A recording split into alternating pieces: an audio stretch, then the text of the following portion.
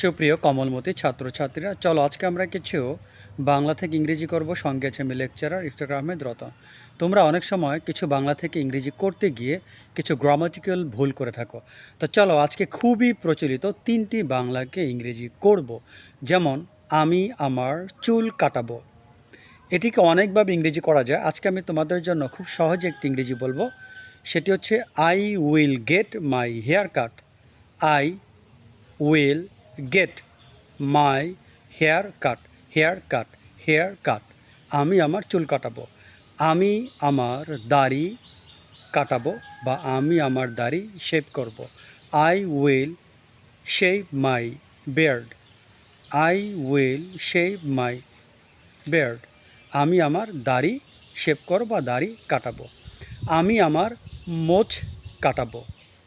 I will I will trim my moustache. মাছের চাষ করে যেটা, এটা আপনারা বলতে পারেন। আমরা মাছকে সাধারণত মাছ বলি, তাহলে মাছ চাষ। I will trim, TRIM।